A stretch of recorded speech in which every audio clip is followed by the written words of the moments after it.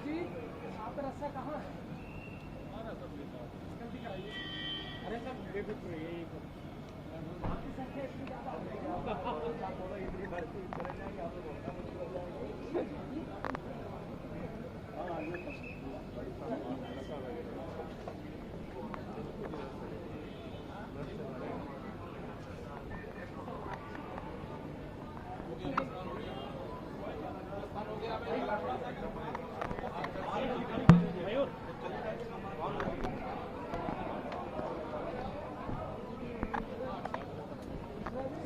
लोग बताओ प्रताप करते काम करना। हाँ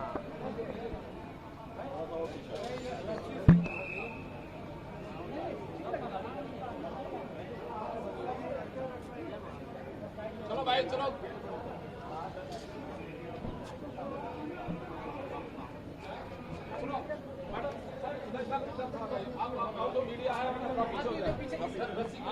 मीडिया के अलावा भीड़ नहीं रही।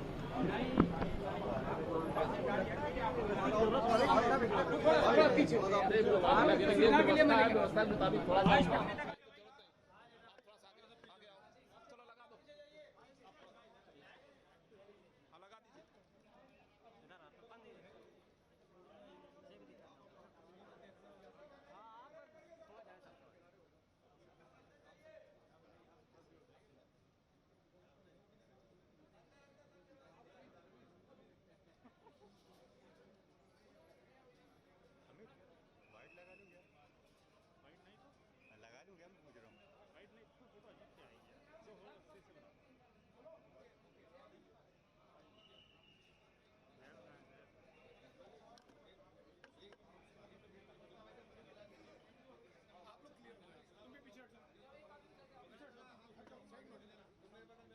थोड़ा पीछे हो जाइए आप थोड़ा सा हम आपके लोग को छोड़ देंगे थोड़ा पीछे करो सर थोड़ा सा भाई आप थोड़ा सा और इधर आ जाइए थोड़ा थोड़ा हो जाइए इसकी उधर हो जाइए इसके नीचे एक कदम है हाँ भैया थोड़ा पीछे हो जाइए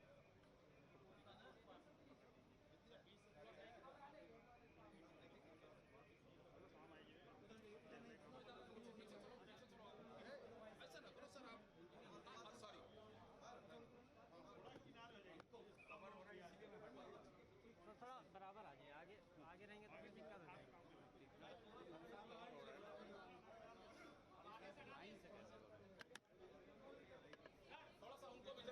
वही तभी मैं इधर जा रहा था तो आप मेरे आगे आ जाएंगे। नहीं मैं इधर आ जाइए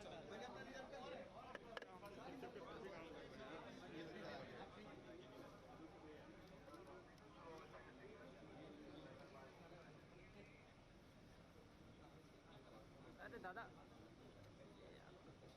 बार आगे आ जाए बस यहाँ से कोई खिसके दौड़े भागे ना सही है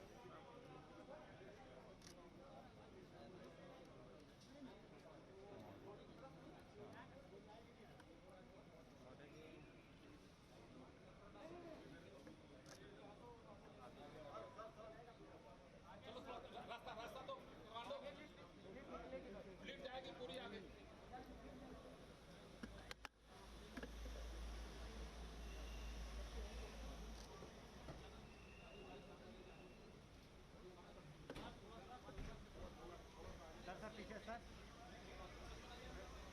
अरे सर पीछे आ जाइए सर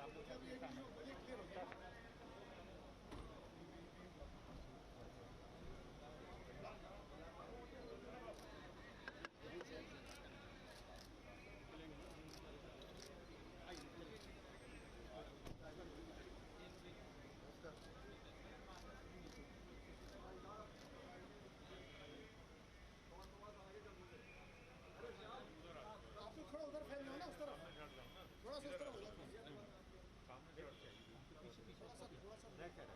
अच्छा भी लगेगा देखने में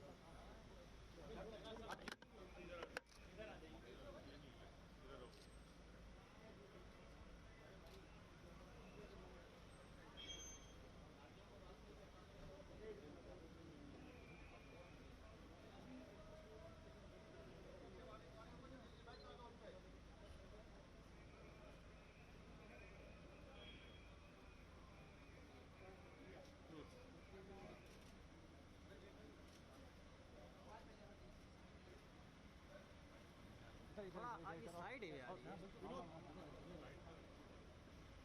पीछे बन जाए पीछे रहना तब भी आप आगे जा रहे हैं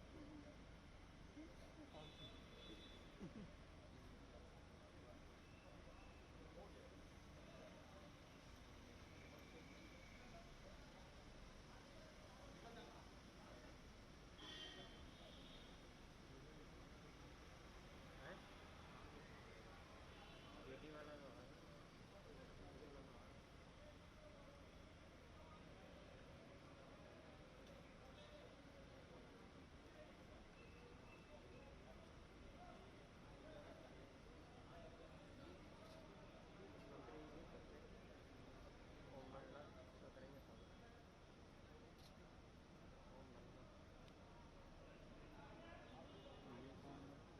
बिरला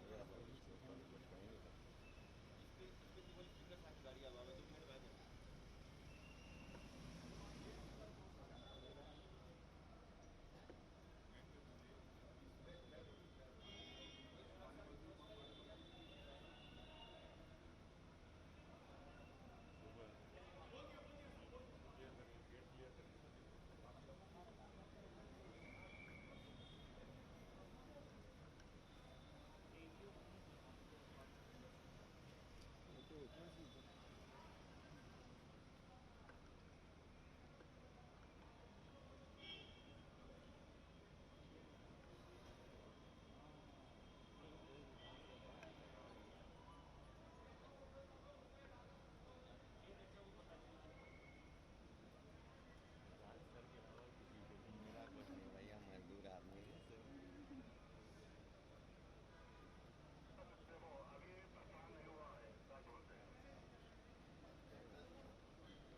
आपकी डेट ऑफ बर्थ क्या है हम 85 से विधानसभा में आ रहे हैं पता तभी तो मैं क्या कहता हूँ वो तो पता है ना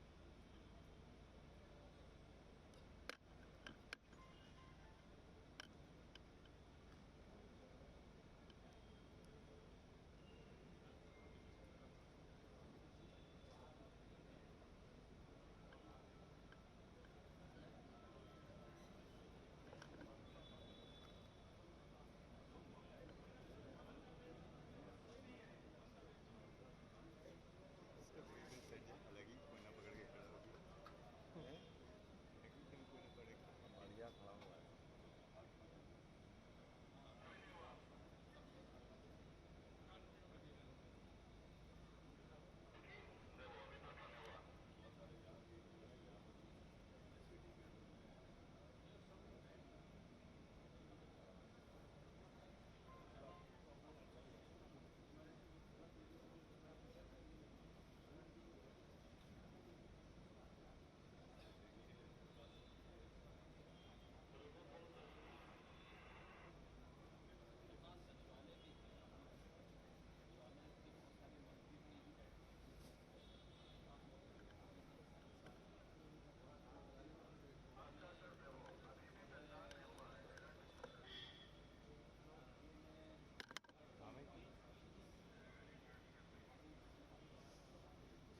क्या करो अमित कर अमित से बोल अमित केपीसी से बात नंबर है ना उसके पास केपीसी हाँ केपी सिंह से बात करो प्रशांत को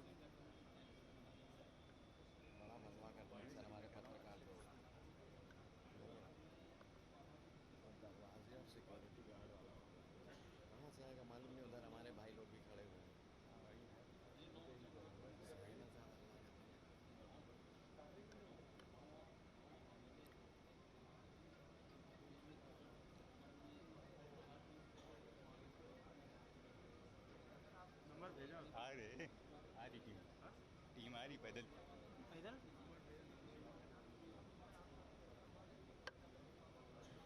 पैदल के मारे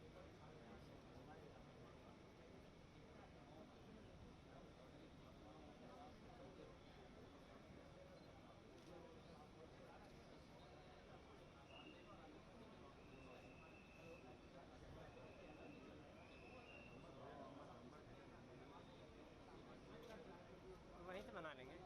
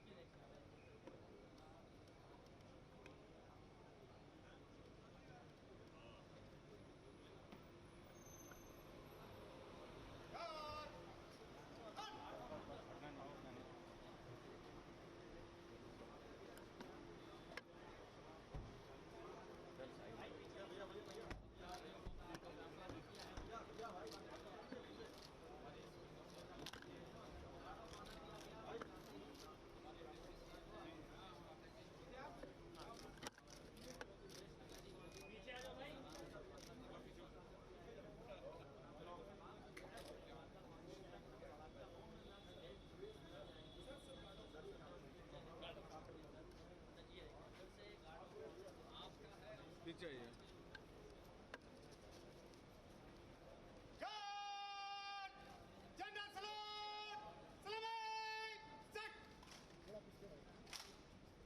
इसकी डिग्निटी होती है थोड़ा सा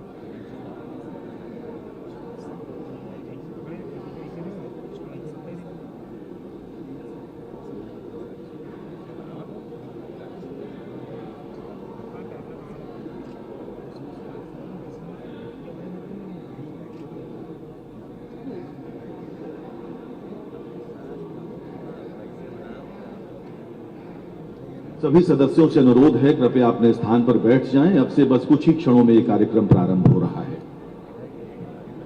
जब आप अपने स्थान पर बैठेंगे तभी विशिष्ट अतिथिगण पधारेंगे।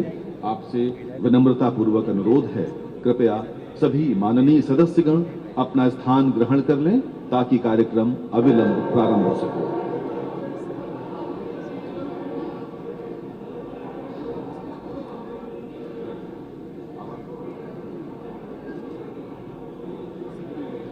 सभी माननीय सदस्यों से अनुरोध है, कृपया अपना स्थान ग्रहण कर लें ताकि कार्यक्रम प्रारंभ हो सके। संसदीय कार्य मंत्री महोदय आ गए हैं। अन्य विशिष्ट अतिथिगण पधारने वाले हैं। आपसे विनम्रता पूर्वक अनुरोध है, कृपया अपना स्थान ग्रहण कर लें।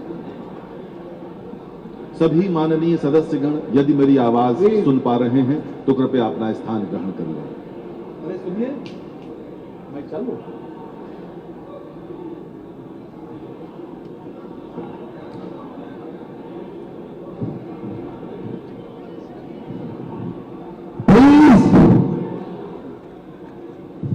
प्लीज आप सभी माननीय सदस्यों से अनुरोध है कि कृपया अपना स्थान ग्रहण कर लें।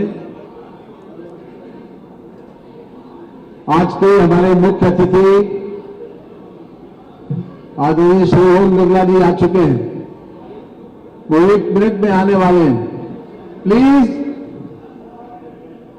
सभी माननीय सदस्यों से अनुरोध है, कृपया अपना स्थान ग्रहण कर अपनी सीट पर बैठ जाएं।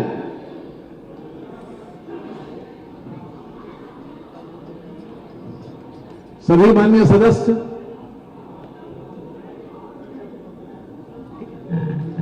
कृपया अपना स्थान ग्रहण कर लें, अपनी अपनी सीट पर बैठ जाएं प्लीज। बहुत बहुत धन्यवाद। वो 1 मिनट में आने वाले हैं।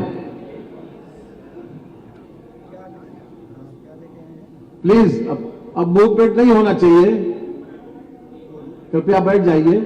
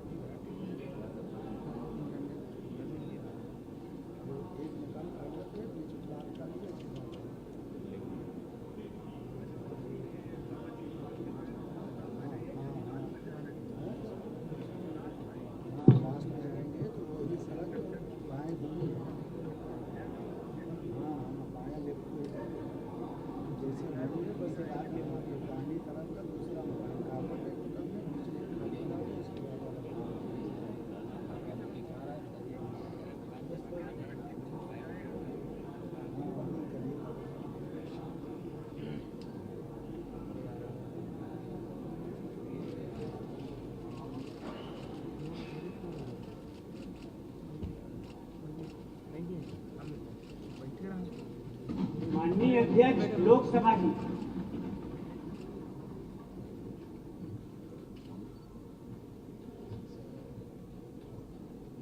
नमस्कार।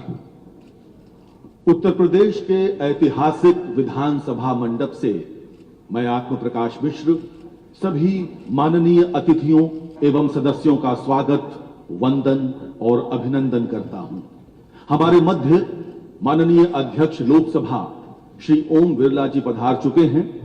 सर्वप्रथम मैं उत्तर प्रदेश विधानसभा के माननीय अध्यक्ष श्री सतीश महाना जी से, माननीय मुख्यमंत्री उत्तर प्रदेश श्री योगी आदित्यनाथ जी से और नेता प्रतिपक्ष श्री अखिलेश यादव जी से अनुरोध करूंगा कि लोकसभा अध्यक्ष महोदय का स्वागत करें।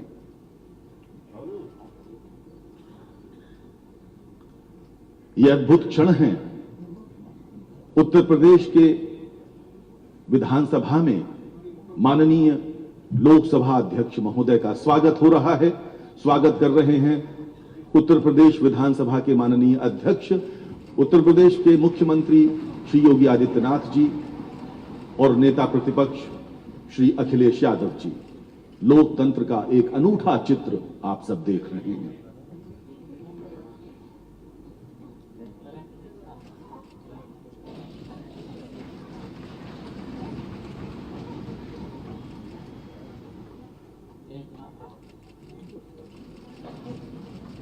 बहुत बहुत धन्यवाद।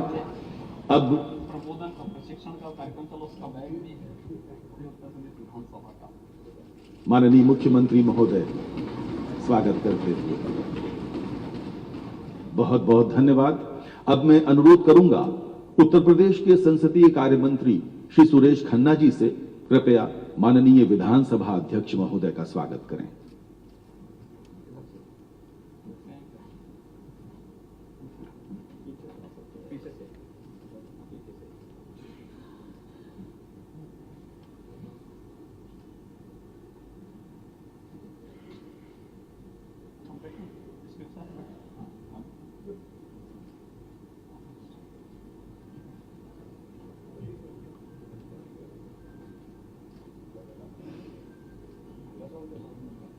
माननीय विधानसभा अध्यक्ष महोदय, माननीय मुख्यमंत्री महोदय का स्वागत करें।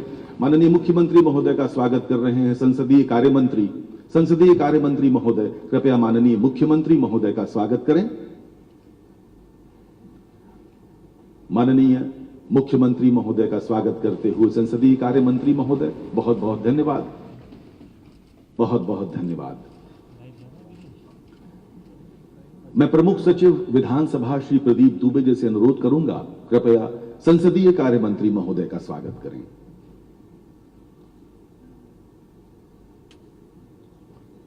संसदीय कार्य मंत्री श्री सुरेश खन्ना जी का स्वागत। और एक बार पुनः अनुरोध करूंगा प्रमुख सचिव महोदय से, कृपया नेता प्रतिपक्ष का स्वागत करें। श्री अखिलेश यादव जी का स्वागत करते हुए प्रमुख सचिव विधानसभा। मित्रों, आज का दिन विधायिका के इतिहास में स्वर्णाक्षरों में लिखा जाएगा। अब से कुछ ही क्षणों के पश्चात उत्तर प्रदेश की विधानसभा कागज रहित यानी पेपरलेस हो जाएगी और आज के बाद उत्तर प्रदेश के विधानसभा की कार्रवाई ई विधान के तहत पेपरलेस रूप में संचालित हुआ करेगी। और आपको यह जानकर सुखद आश्चर्य होगा कि देश की सबसे बड़ी विधानसभा को मात्र 1 महीने के समय में माननीय मुख्यमंत्री महोदय के मार्गदर्शन और विधानसभा अध्यक्ष महोदय के निर्देशन में पेपरलेस बना दिया गया है। देश के यशस्वी प्रधानमंत्री श्री नरेंद्र मोदी जी की डिजिटल इंडिया योजना के अंतर्गत मिशन मोड प्रोजेक्ट को मूर्त स्वरूप प्रदान करते हुए उत्तर प्रदेश की विधानसभा अब ई विधान से सुसज्जित हो रही है। अब मैं विधानसभा मंडप में उपस्थित विशिष्ट अतिथियों के स्वागत के लिए माननीय अध्यक्ष विधानसभा श्री सतीश महाना जी को उनके संबोधन के लिए आमंत्रित करता हूं।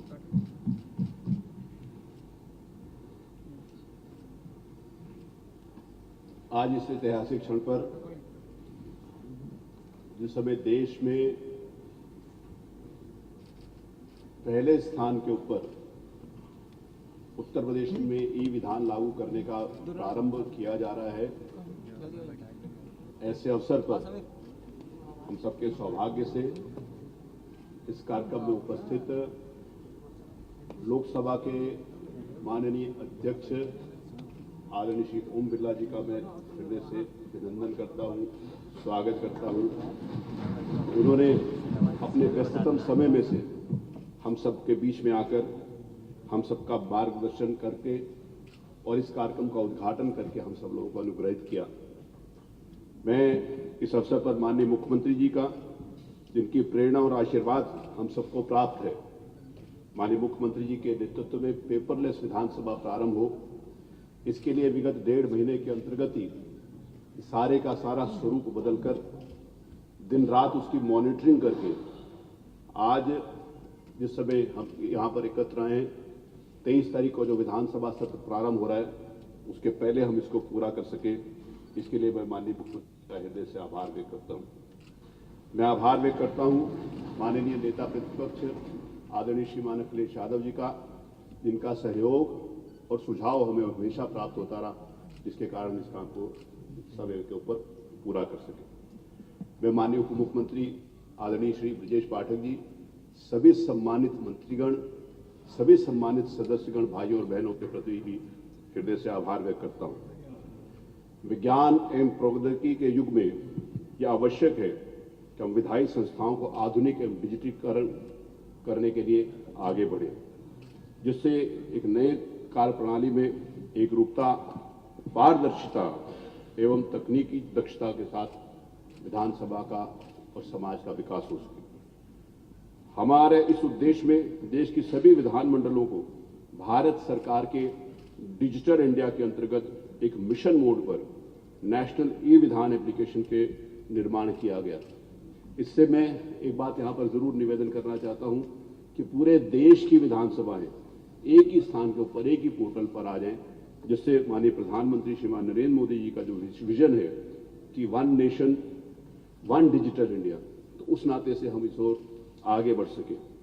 मैं इस परियोजना के जो मुख्य उद्देश्य है उसमें सभी विधानमंडलों को डिजिटल मंच के ऊपर लाना, जैसे मैंने यहां पर कहा है। वन नेशन वन एप्लीकेशन के अंतर्गत नेवा के माध्यम से, नेवा मतलब नेशनल ई विधान एप्लीकेशन के माध्यम से देश के सभी विधानमंडलों को संबंधित विभिन्न सूचनाएं, जैसे प्रक्रिया तथा नियम, सदन की कार्यसूची, नोटिस, विधेयक, प्रश्नोत्तर प्रणाली, सीमित समिति प्रणाली, सदन के सदस्यों आदि की संपूर्ण सूचनाएं इस एप्लीकेशन के माध्यम से एक जगह प्राप्त हो सकेंगी, जिससे सभी विधानमंडलों की कार्यप्रणाली में समन्वय एवं एकरूपता स्थापित होगी। नेवा लागू होने से विधायिका की कार्यप्रणाली में पारदर्शिता एवं एकरूपता स्थापित होगी। मैं इस बात को यहाँ पर बड़े गर्व के साथ कहना चाहता हूँ कि जिस प्रकार से माननीय लोकसभा अध्यक्ष जी ने लोकसभा में जो बेस्ट प्रैक्टिसेस अपनाई, वहाँ पर जिन्होंने एक नया स्वरूप दिया लोकसभा का स्वरूप, और वहाँ के अधिक से अधिक सदस्यों को जो बोलने का समय दिया, मैं इस बात को कहते हुए गर्व हो रहा है कि माननीय अध्यक्ष लोकसभा आदरणीय श्री ओम बिरला जी के नेतृत्व में अधिक से अधिक समय तक लोकसभा चली और ज्यादा से ज्यादा मेंबर्स के पार्टिसिपेशन का उन्होंने अवसर दिया। मेरा भी यहाँ पर प्रयास रहेगा कि जितने भी हमारे नए सदस्य आए हैं, जितने भी सदस्य हैं, ज्यादा से ज्यादा माननीय सदस्यों को यहाँ पर बोलने का अवसर मिले और उनका पार्टिसिपेशन यहाँ पर हो सके। मैं इस बात को कहना चाहता हूँ कि इस डिजिटल इंडिया के माध्यम से इस विधानसभा की नई स्वरूप में, नई प्रक्रिया के अंतर्गत हर माननीय सदस्य की एक सीट अलॉट की गई है। मुझे मालूम है कि सारे लोग अपने सदस्य अपनी सीटों के ऊपर बैठे हुए। एक निवेदन करना चाहूंगा कि जो सीटें पहले थी उससे हमने सीटें भी बढ़ाई, लेकिन बहुत सारे सदस्यों को पता ही नहीं चला होगा कि कहां पर सीट बढ़ी और कहां पर नहीं। जो माननीय सदस्य जिस सीट से खड़ा होकर बोलेगा, उसी के बटन दबाते ही उसी की फोटोग्राफ यहाँ पर आ जाएगी और उसी के नाम से प्रक्रिया, उसमें कार्रवाई लिखी जाएगी। इसीलिए सभी माननीय सदस्यों से मेरा निवेदन है कि अपनी असाइंड सीट से ही अपना वक्तव्य दें, अपना भाषण करें। तो एक सभी, क्योंकि पहले अभी तक सीट असाइंड नहीं थी, मुझे लगता है कि बीच में कुछ सीटें खाली पड़ी हैं, इसका मतलब ये माननीय सदस्य उपस्थित नहीं है। इससे मेरे को भी पता चल जाएगा कि कौन सी सीट रोज खाली पड़ी रहती है, ताकि मैं भी उनको पूछ सकूँ कि भाई साहब कहाँ थे। तो ये मेरी भी जिम्मेवारी अधिक बढ़ जाती है, लेकिन हम सब लोगों की जिम्मेवारी होगी कि हम उस ओर आगे बढ़ सकें। 403 माननीय सदस्य और 14 ऐसे माननीय मंत्रीगण जो काउंसिल के मेंबर हैं, यहाँ के मेंबर नहीं है। 403 + 14 हमारे लिए 416 सीटें बनानी एक टास्क था, एक चुनौती थी, और मुझे प्रसन्नता है कि मैंने माननीय मुख्यमंत्री जी से इसकी चर्चा करी, उनके सामने मैंने पूरी की पूरी बात रखी और उनके निर्देशन के अंतर्गत हम इस काम को पूरा कर सके। मेरे पास बहुत सारी बातें बोलने को हैं, लेकिन मैं इस बात को कहना चाहता हूँ कि माननीय लोकसभा अध्यक्ष जी ने, जैसे मैंने कहा कि उन्होंने पार्लियामेंट में बहुत कुछ काम किया। पार्लियामेंट की कैंटीन को उन्होंने बहुत अच्छा किया। यहाँ से हमारे माननीय सदस्य कैंटीन के बारे में चिंतित रहते हैं। अगली विधानसभा के सत्र के पहले उनसे मार्गदर्शन लेके हम उसको भी और अच्छा करेंगे। और सारे के सारे, सिर्फ उतनी नहीं, सब लोगों का पार्टिसिपेशन कैसे हो सकता है।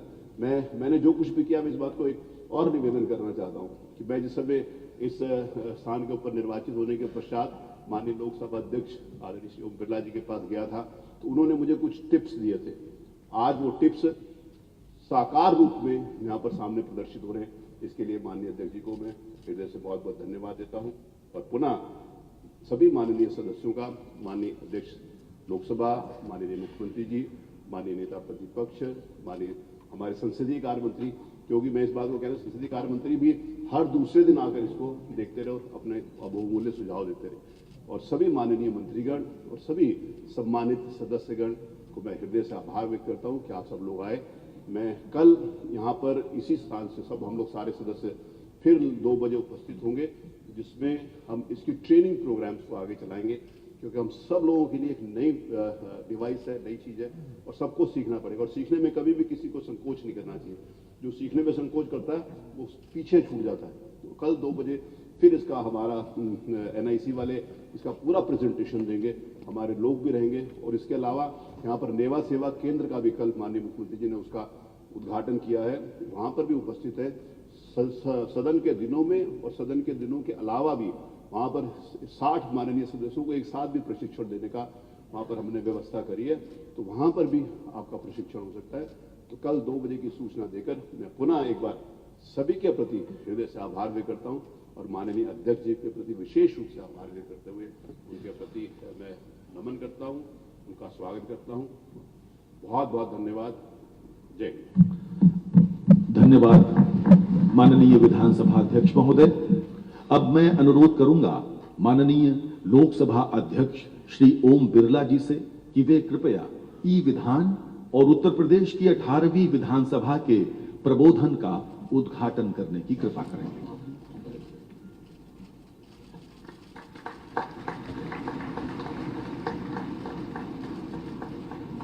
धन्यवाद लोकसभा अध्यक्ष महोदय। और अब NIC द्वारा ई विधान पर एक संक्षिप्त प्रस्तुति।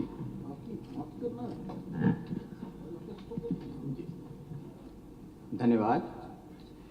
मैं NIC से राशिद हुसैन आपके समक्ष नेवा की संक्षिप्त प्रस्तुति करने जा रहा हूं।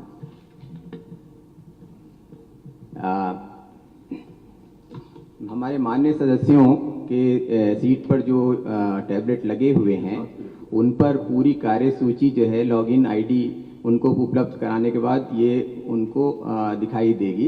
इस तरह से कार्यसूची में सारे मत दिखाई देंगे। ये ई-बुक है पूरी, इसमें इंडेक्स है, इंडेक्स के बाद में डिटेल्स, सारे मदों पर डिटेल्स उसमें आगे आएगी और इस तरह से जो है सदस्य अपनी स्क्रीन पर देख सकेंगे।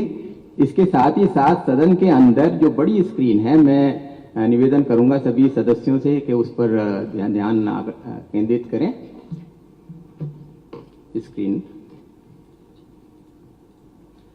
जैसे ही सदन की कार्रवाई शुरू होगी, अध्यक्ष महोदय के आने के पश्चात शुरुआत करें। पहला मत हम लेंगे। जैसे ही अध्यक्ष महोदय बोलना शुरू करेंगे तो उनका टाइम स्टार्ट कर दिया जाएगा और जैसे ही माननीय अध्यक्ष महोदय कहेंगे कि इस मत पर कार्रवाई शुरू की जाए, जैसे कि महत्वपूर्ण मत जो है प्रश्नोत्तर का है, तो हम प्रश्नोत्तर में एक प्रश्न लेकर के किस तरह से जो है माननीय सदस्य जो है उस प्रश्न को पूछेंगे और उनकी डिटेल्स हमारी स्क्रीन पर आएगी।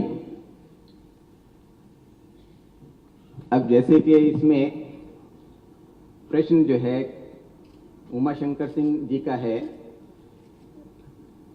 तो उनका जो है फोटोग्राफ और उनका जो समय है वो यहाँ पर शुरू हो जाएगा। जैसे ही ये प्रश्न पूरा कर चुकेंगे तो जो माननीय मंत्री, संबंधित मंत्री हैं, उनकी तरफ से इसका उत्तर आएगा, तो उनका भी फोटोग्राफ और उनका भी टाइम यहाँ पर स्टार्ट हो जाएगा। इस तरह से जो है पूरी कार्रवाई प्रश्नों की शुरू होगी। फिर उसके बाद में जो अन्य मद हैं उस पर भी इसी तरह से दिन भर इसकी कार्रवाई सदन की हम अपने इस स्क्रीन पर दिखाएंगे और माननीय सदस्यों को भी उनके स्क्रीन पर पूरी कार्यसूची उपलब्ध रहेगी और उसको वो लोग माननीय सदस्य जो है कर सकेंगे। ठीक, धन्यवाद। तो इस प्रकार ई विधान यहां पर कार्य करेगा। विद्वज्जनों, लोकतंत्र में सत्तारूढ़ दल एवं विपक्षी दल की अपनी अपनी महत्वपूर्ण भूमिका है और आज का ये विशेष कार्यक्रम और उस अवसर पर सजा हुआ मंच इसी भावना को बल प्रदान कर रहे हैं। अब मैं माननीय नेता प्रतिपक्ष विधानसभा श्री अखिलेश यादव जी को उनके उद्बोधन के लिए आमंत्रित करता हूं।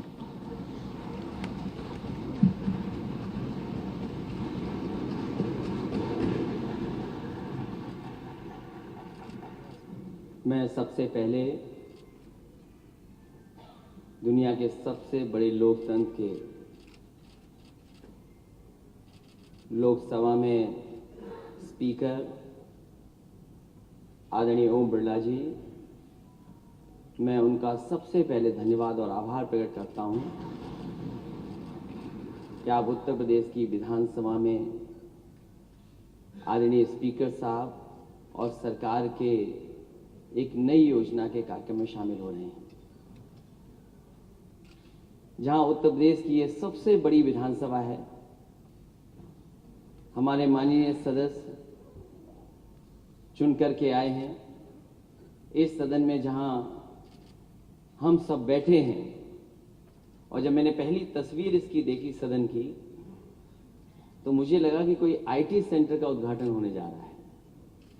मैं इस विधानसभा को आईटी से ई विधान बनाने के लिए अपने अध्यक्ष जी का बहुत बहुत धन्यवाद और आभार प्रकट करूंगा, और सरकार ने जो सहयोग किया है उसके लिए बधाई देना चाहता हूं। जैसा जानकारी मिली है कि इसके माध्यम से सब जानकारी सदस्यों को मिल जाएगी और इसका प्रशिक्षण भी होगा। प्रशिक्षण के माध्यम से हम सब सीख भी लेंगे। जो नए सदस्य हमें दिखाई दे रहे हैं या बहुत सारे ऐसे सदस्य दिखाई दे रहे हैं जो टेक्नोलॉजी से परिचित हैं, ये बहुत सारे माननीय सदस्य ऐसे भी हो सकते हैं जो टेक्नोलॉजी पहली बार देख रहे हों। मैं अध्यक्ष जी से निवेदन करूंगा कि जहां आप पेपरलेस कर रहे हैं, वर्चुअल हमारी विधानसभा शुरू होने जा रही है, वहां हमारे जो पुराने सदस्य हैं उनकी हार्ड कॉपी तो रहेगी। और जहां तक ट्रेनिंग की बात है, क्योंकि अब सभी सदस्यों को एक साथ ट्रेनिंग मिलेगी, मैं अध्यक्ष जी से निवेदन करूंगा कि मैं और मुख्यमंत्री जी की अलग कराइए ट्रेनिंग।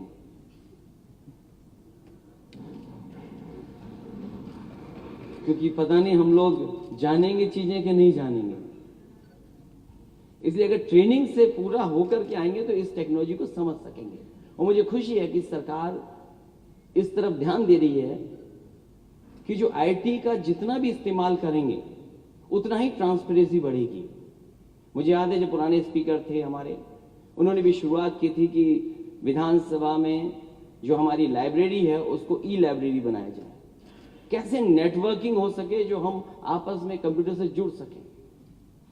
और आज एक कदम और आगे जा रहे हैं, जहां टेक्नोलॉजी मिलती रहेगी या टेक्नोलॉजी का बढ़ावा देंगे उतना ही हमारे काम करने में आसानी रहेगी। पूरा का पूरा एक जगह जानकारी मिलना। मुझे याद है कि जिस समय मैं डायल 100 योजना का शुरुआत कर रहा था, उस समय बहुत सारे लोग उस टेक्नोलॉजी को इंट्रोड्यूस नहीं होने देना चाहते थे, कारण कुछ भी हो। जब फाइल देखी गई तो उसमें बहुत बड़ी नोट लिखी हुई थी कि इस टेक्नोलॉजी के हो जाने से ये होगा। लेकिन मुझे अच्छी तरह याद है कि जो जो चीजें लिखी गई थी उन चीजों को जवाब देते हुए और डायल 100 को इंट्रोड्यूस किया गया। और मुझे खुशी है इस बात की कि देश में सबसे बेहतरीन रिस्पांस सिस्टम आज अगर किसी के पास है तो उत्तर प्रदेश के पास है। वहीं हेल्थ के सेक्टर में भी हेल्थ इंफॉर्मेशन शुरू किया गया था कि सीएससी में डॉक्टर अगर देख रहे हैं और देखने के साथ साथ उसको दवा क्या दी जा रही है। कई बार ऐसा होता था कि मरीज आए और डॉक्टर बैठे हैं, क्योंकि मरीज तब तक नहीं जाता जब तक उसको दवा नहीं मिल जाए। एक बार जब सरकार में थे तो मुझे जानकारी मिली कि मरीज बीमारी तो दिखा रहा है दूसरी और दवाई मिल रही है दूसरी। उस समय हेल्थ इंफॉर्मेशन जो सिस्टम लगा था उसके माध्यम से पता लग पा रहा था कि आखिरकार वहां सीएससी में हो क्या रहा है। इसी तरह जितनी भी टेक्नोलॉजी का इस्तेमाल होगा, मैं समझता हूं ट्रांसपेरेंसी, अकाउंटेबिलिटी, और जब हम लोग इस्तेमाल करेंगे तो शायद करप्शन भी कहीं ना कहीं हम दूर कर सकेंगे। मुझे याद है एग्रीकल्चर डिपार्टमेंट में जिस समय डीबीटी सिस्टम को लागू किया जा रहा था, एजुकेशन विभाग बहुत ज्यादा तैयार नहीं था। समाजवादी सरकार में पहली बार 1 करोड़ का डेटा तैयार किया गया था फार्मर्स का, और उसके इंट्रोड्यूस होने के बाद आज शायद उत्तर प्रदेश वो 12 प्रदेश होगा जिसमें सबसे ज्यादा किसानों को डीबीटी सिस्टम के माध्यम से, जो दिल्ली की सरकार योजना चला रही है उसके माध्यम से सीधा सीधा लाभ पहुंच रहा है। इसलिए मैं अध्यक्ष जी को बधाई दूंगा, सरकार के मुख्यमंत्री जी को बधाई दूंगा कि आपने टेक्नोलॉजी को इंट्रोड्यूस किया है। इसी तरह और टेक्नोलॉजी का इस्तेमाल होगा तो कहीं ना कहीं चीजें और आसान होंगी, इंफॉर्मेशन और पहुंचेगी, लोगों तक पहुंचेगी, क्योंकि आज जो दुनिया है वो इसी टेक्नोलॉजी के सहारे चल रही है, और टेक्नोलॉजी जितनी इंट्रोड्यूस होगी उतना ही जनता को लाभ मिलेगा। इसलिए इस मौके पर मैं देश के स्पीकर आदरणीय ओम बिरला जी का बहुत बहुत धन्यवाद देता हूं, हमारी विधानसभा के स्पीकर जिन्होंने लगातार प्रयास कर करके, मेहनत करके और कम समय में ये लागू करने का काम किया, उनको बहुत बहुत बधाई। मुख्यमंत्री जी उनको बधाई, और जितने भी अधिकारी कर्मचारी इसमें शामिल रहे हैं, जिनकी वजह से आज हम देख सकते हैं और देश में कह सकते हैं कि हमारी विधानसभा ई विधान हो गई है, ई विधानसभा है, मैं उनको भी बहुत बहुत बधाई देता हूँ। धन्यवाद माननीय अखिलेश यादव जी। सुधीजनों, इस वर्ष हम आजादी का अमृत महोत्सव मना रहे हैं। पिछले 75 वर्षों से हमारा लोकतंत्र वर्ष प्रति वर्ष निखर रहा है, मजबूत बन रहा है। इस श्रृंखला में विशेष रूप से आज का दिन अति विशेष है। वन नेशन वन एप्लीकेशन की परिकल्पना वाला ई विधान अब उत्तर प्रदेश विधानसभा का अभिन्न अंग बन चुका है। आज के कार्यक्रम को गरिमा के उच्च शिखर की ओर ले जाते हुए अब मैं माननीय मुख्यमंत्री श्री योगी आदित्यनाथ जी को उनके संबोधन के लिए आमंत्रित करता हूं।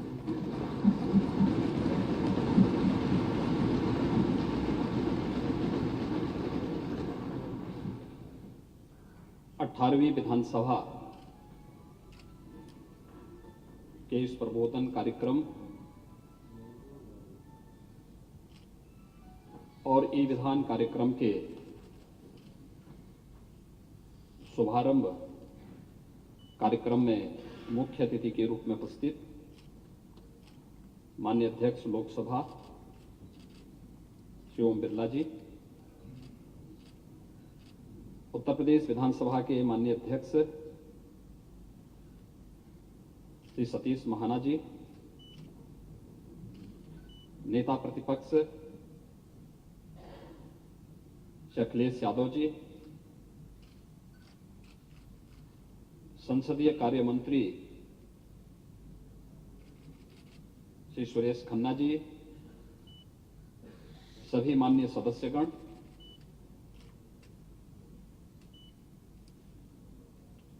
उत्तर प्रदेश विधानसभा के सभी नवनिर्वाचित माननीय सदस्यों के प्रबोधन प्रशिक्षण के लिए आयोजित इस विशेष कार्यक्रम में और ई विधान कार्यक्रम के शुभारंभ के इस आयोजन में मैं माननीय अध्यक्ष लोकसभा श्री ओम बिरला जी का आप सभी माननीय सदस्यों की ओर से और आपके माध्यम से उत्तर प्रदेश की जिस 25 करोड़ जनता के हितों के लिए यहां पर चिंतन मनन के कार्यक्रम चल रहे हैं, उन सब की ओर से हृदय से स्वागत करता हूं, अभिनंदन करता हूं।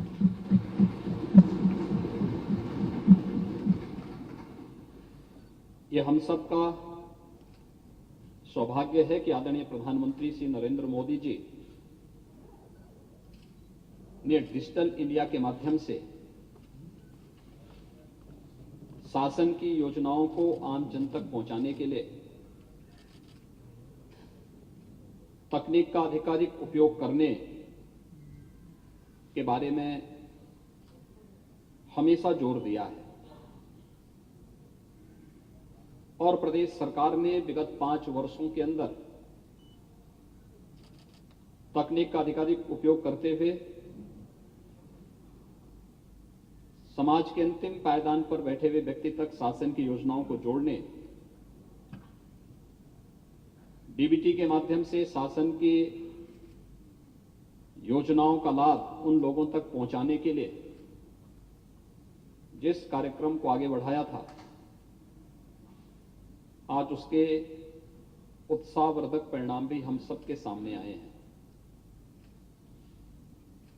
मैं धन्यवाद दूंगा उत्तर प्रदेश के हमारे माननीय अध्यक्ष जी को,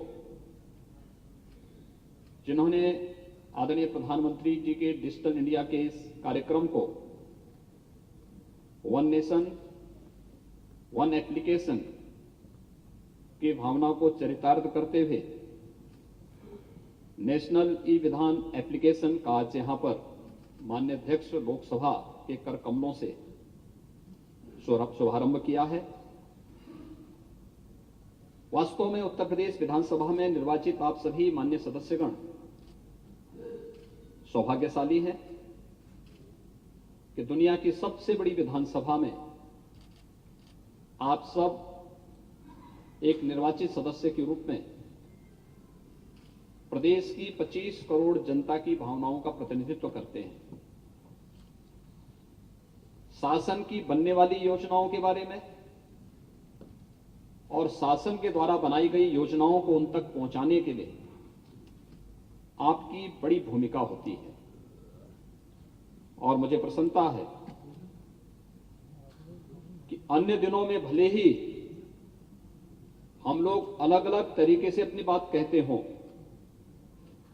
लेकिन ई विधान कार्यक्रम शुभारंभ के अवसर पर माननीय लोकसभा के अध्यक्ष जी स्वयं यहां पर पधारे हैं और नेता प्रतिपक्ष अखिलेश यादव जी भी इस कार्यक्रम में यहां पर उपस्थित होकर के इस अभियान के शुभारंभ के अवसर पर अपनी शुभेच्छा भी दिए हैं और इस कार्यक्रम को आगे बढ़ाने के लिए अपना सकारात्मक योगदान भी दे रहे हैं। मैं इसके लिए उन्हें हृदय से धन्यवाद दूंगा। वे यहां पर आए हैं और उन्होंने इस कार्यक्रम की सराहना की है। विश्वास व्यक्त करते हैं कि विधानसभा की कार्रवाई को इस सकारात्मक भाव के साथ आगे बढ़ाने के लिए और इस तकनीक का अधिकाधिक उपयोग करते हुए हम उत्तर प्रदेश की 25 करोड़ जनता के हितों के संवर्धन के लिए सभी लोग मिलकर के कार्य कर पाएंगे, क्योंकि विपक्ष के द्वारा उठाए जाने वाले प्रश्न आलोचनात्मक जरूर होते हैं, लेकिन बहुत बार उन आलोचनात्मक और अगर वह तथ्यपरक आलोचना है तो वह बहुत सारे कार्यों को भी सजगता के साथ और सुलभता के साथ आम जनमानस तक पहुंचाने में मदद करते हैं।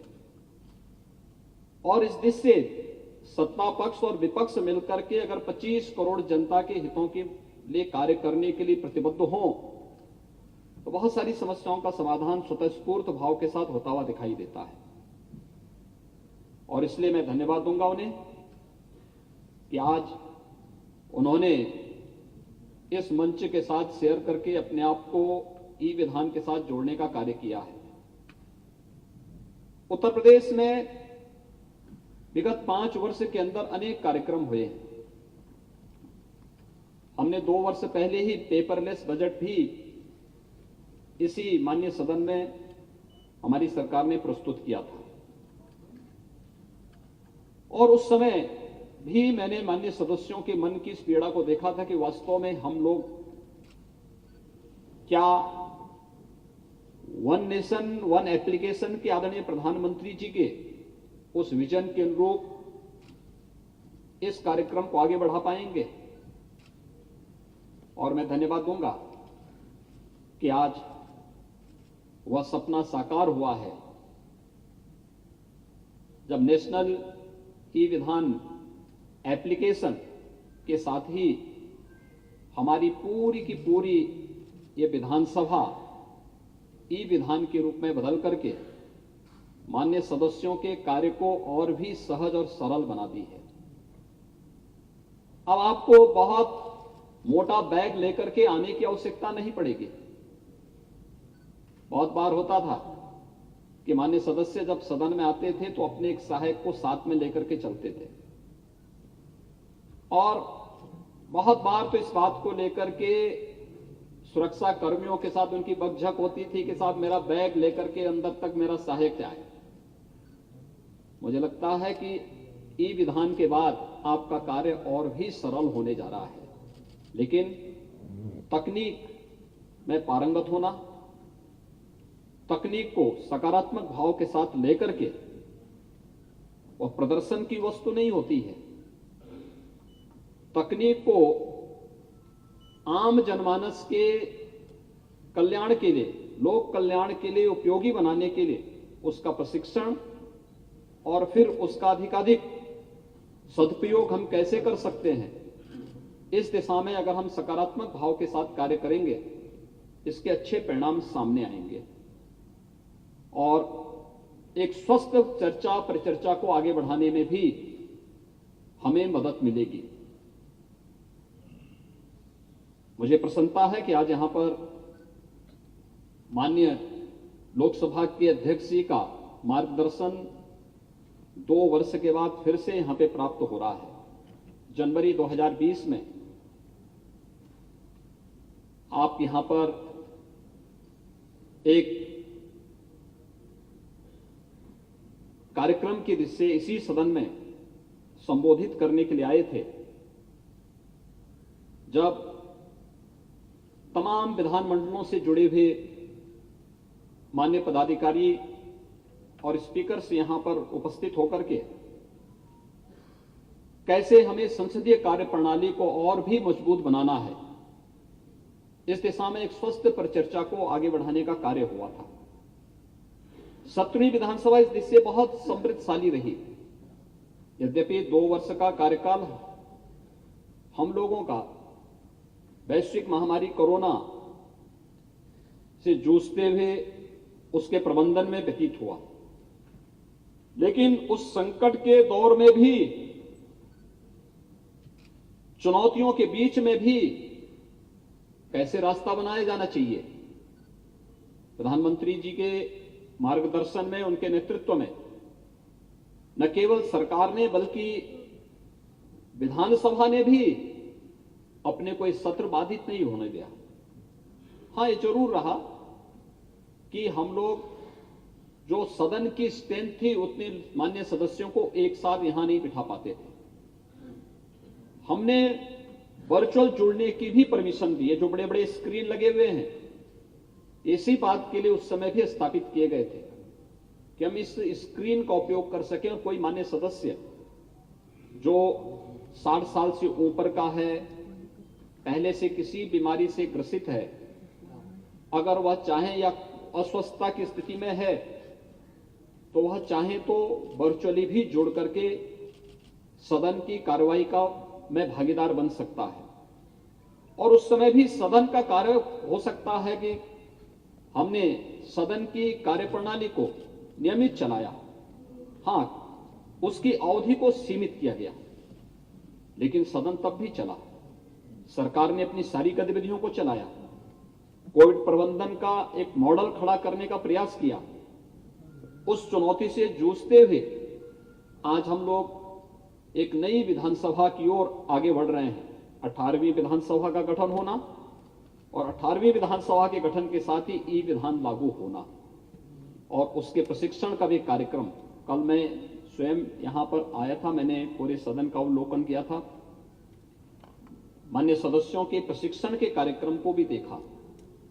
और मैं आप सभी मान्य सदस्यों से भी अपील करूंगा, 128 नए सदस्य आए हैं। पुराने भी मान्य सदस्य बहुत सारे ऐसे होंगे कि जिनको अब तक ये लगता रहा होगा कि हो सकता है कि इसकी प्रशिक्षण की आवश्यकता हमारी नहीं, यद्यपि हमारे ई कैबिनेट पहले से है। हमने ई बजट 2 वर्ष पहले ही प्रदेश में यहां लागू कर दिया था, लेकिन मेरा आप सबसे अनुरोध होगा कि हम तकनीक से भागे ना, उसको अंगीकार करें, हां उसका पिछलग्गू भी ना बने। क्योंकि बहुत बार होता यह है कि हम फिर जहां पे पब्लिक से इंटरेक्शन होना है, जनता के बीच में जाना है, फील्ड विजिट हमारे होते रहने चाहिए, क्षेत्र का विजिट होते रहना चाहिए।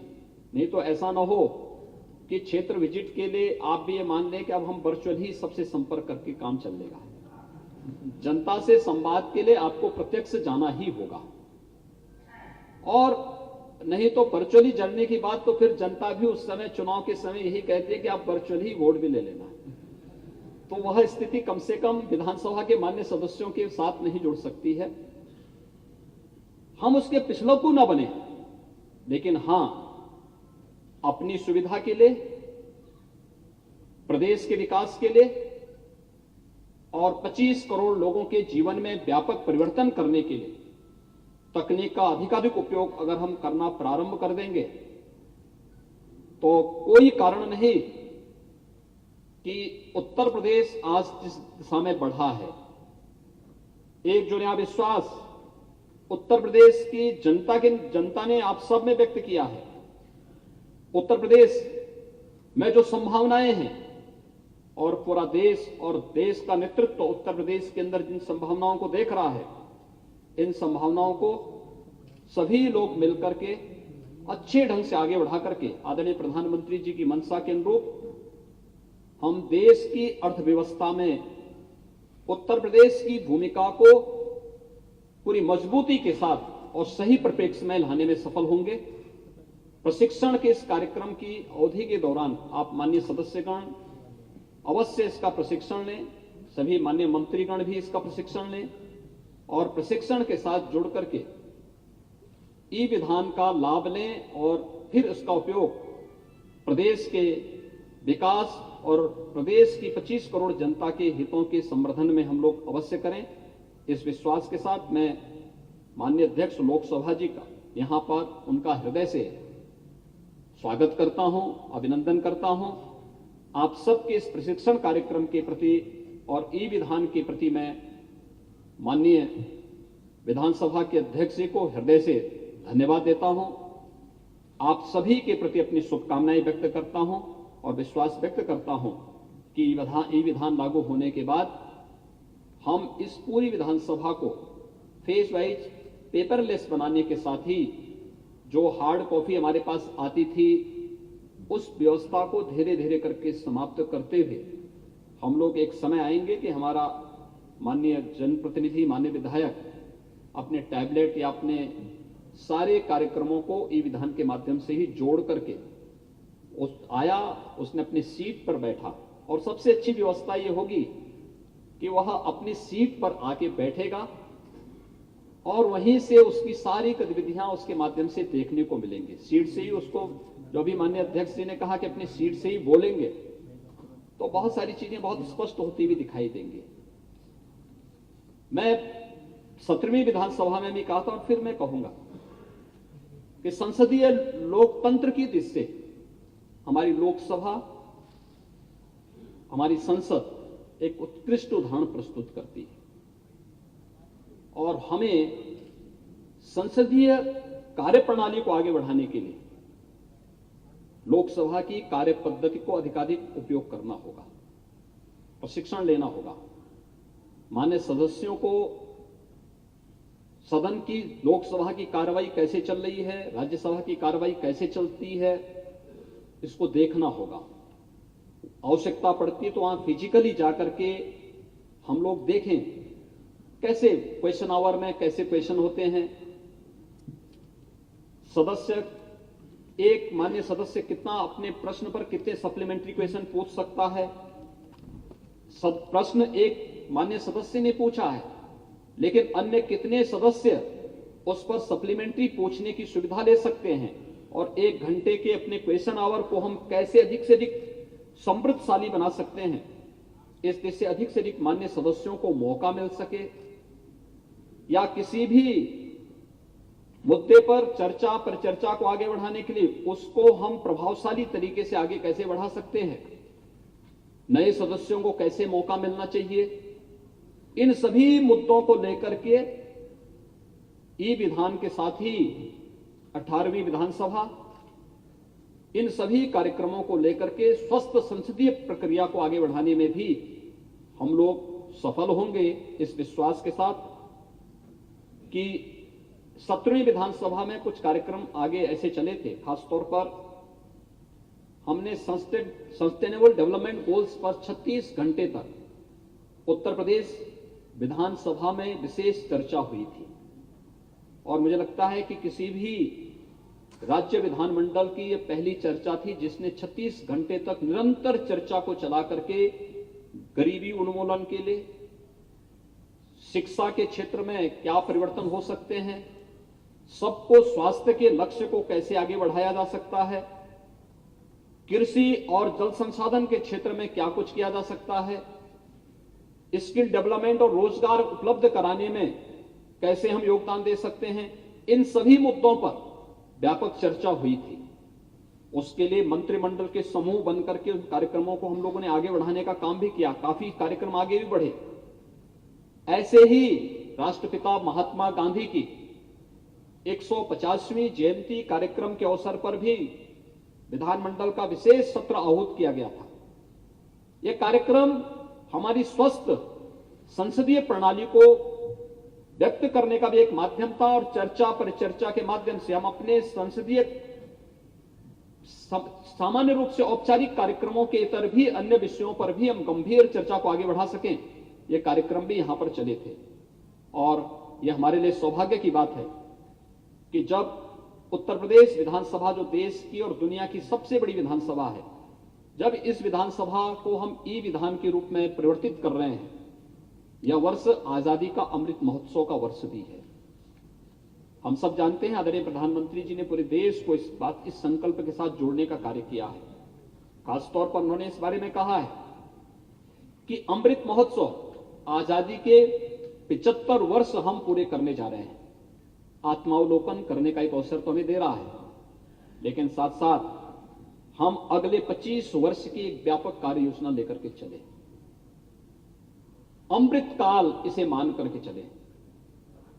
विगत 8 वर्ष के दौरान क्या कुछ हुआ देश के अंदर, इसको जाने और अमृत काल के रूप में आगामी 25 वर्षों की कार्य योजना समाज का हर तबके का व्यक्ति, एक माननीय सांसद, एक माननीय विधायक, एक माननीय ग्राम पंचायत में चुना गया ग्राम प्रधान, क्षेत्र पंचायत में चुने गए क्षेत्र पंचायत समिति के सदस्य, जिला पंचायत के सदस्य, उनके चेयरमैन, ये सभी लोग, हमारे नगर निकायों के पार्षद, उनके चेयरमैन, महापौर या समाज का सामान्य व्यक्ति, किसान हो, नौजवान हो, महिलाएं हो, समाज के प्रत्येक तबके का व्यक्ति, कि अमृत काल का उपयोग हम अपने ग्राम पंचायत को, अपने मोहल्ले को, अपने वार्ड को, अपने नगर निकाय को, अपने विधानसभा को, अपने जनपद को, अपने प्रदेश को कैसे हम समृद्धि के मार्ग पर आगे बढ़ा करके सुशासन के उस लक्ष्य को प्राप्त कर सकें जो देश के आजादी के अमर सेनानियों ने जो सपना देखा था, उस सपने को साकार कैसे कर सकें। 25 वर्ष की उस कार्य योजना को लेकर के अगर हम चलेंगे तो कोई कारण नहीं कि अमृत काल का उपयोग भारत को न केवल एक भारत श्रेष्ठ भारत की उस परिकल्पना को जो आदरणीय प्रधानमंत्री जी के नेतृत्व में तेजी के साथ आगे बढ़ रहा है, बल्कि भारत दुनिया के अंदर एक नेतृत्वकर्ता देश के रूप में होगा। इस विश्वास के साथ हम सबको जुड़ करके कार्य करना होगा। अमृत महोत्सव वर्ष में ई विधान लागू करने और माननीय सदस्यों के इस प्रबोधन कार्यक्रम के अवसर पर एक बार फिर से माननीय लोकसभा अध्यक्ष जी का हृदय से स्वागत और अभिनंदन करते हुए अपने उत्तर प्रदेश विधानसभा के अध्यक्ष श्री सतीश महाना जी का मैं हृदय से धन्यवाद दूंगा कि उन्होंने बहुत कम समय में इस बेहतर तकनीक का उपयोग करते हुए उसके प्रशिक्षण के कार्यक्रम को भी आगे बढ़ाया है।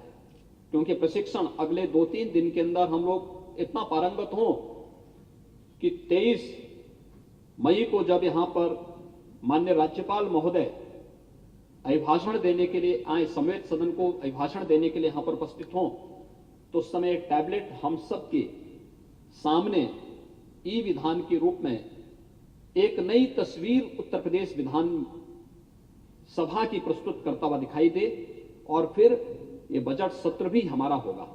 तो तो बजट सत्र का भी एक आयोजन हम इसके साथ देख पाएंगे। हमारा प्रयास होगा कि इस सत्र में भले ही हम आपको हार्ड कॉपी भी उपलब्ध कराएं, लेकिन अगले सत्र से प्रयास होगा कि सब आप सॉफ्ट कॉपी के माध्यम से ही आप ई विधान की कार्य प्रणाली के साथ जुड़ सके। एक बार फिर से मैं इस पूरी कार्य पद्धति के प्रति, इस प्रबोधन कार्यक्रम के प्रति, ई विधान के प्रति, इससे जुड़े हुए विधान सभा से के सभी हमारे जो प्रमुख सचिव और उन अधिकारीगण हैं, उनकी पूरी टीम को, एनआईसी की पूरी टीम को हृदय से धन्यवाद देते हुए आप सभी के इस प्रशिक्षण के प्रति मैं अपनी शुभकामनाएं देता हूं। धन्यवाद। जय हिंद।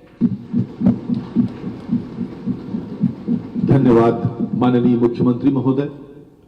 उत्तर प्रदेश विधानसभा भाग्यशाली है कि उसे समय समय पर लोकतंत्र के देश के सबसे बड़े मंदिर लोकसभा के माननीय अध्यक्ष महोदय का मार्गदर्शन और आशीर्वाद मिलता रहा है।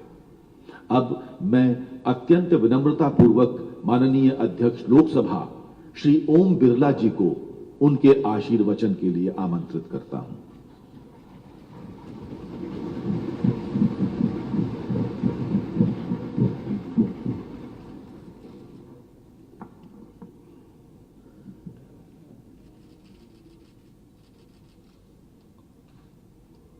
आज के कार्यक्रम में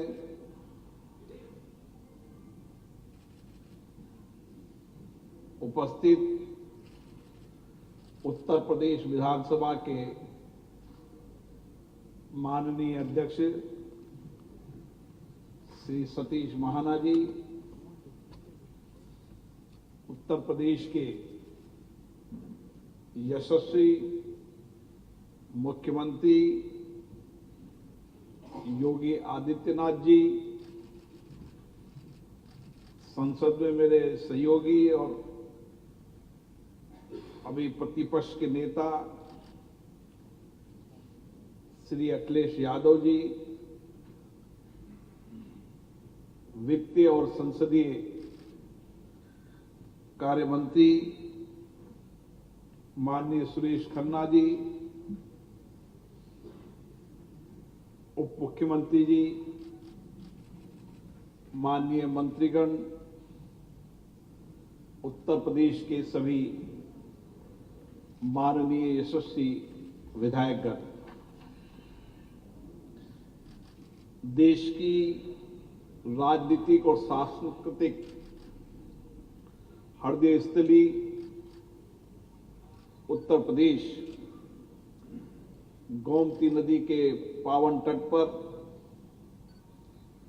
जहां देश की अलग अलग नदियां मिलती है, एक ऐतिहासिक प्रदेश, एक गौरवशाली प्रदेश की राजधानी लखनऊ में आकर मुझे बहुत प्रसन्नता हो रही है।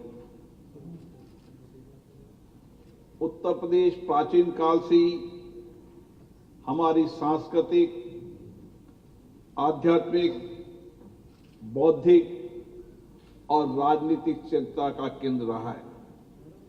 भारत के स्वतंत्रता संग्राम के आंदोलन से लेकर अभी तक उत्तर प्रदेश की इस पवित्र भूमि में हमारे सभी राजनेताओं ने उत्तर प्रदेश के विकास के लिए यशस्वी काम किए हैं। मैं इस मौके पर उत्तर प्रदेश के माननीय मुख्यमंत्री योगी आदित्यनाथ जी को बधाई देता हूं, जिन्होंने पुनः मुख्यमंत्री के रूप में, सदन के नेता के रूप में अपना दायित्व संभाला है।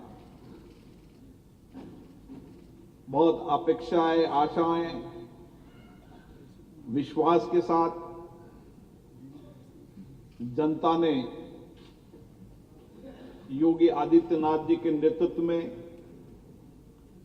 सरकार को मौका देने का प्रयास किया है।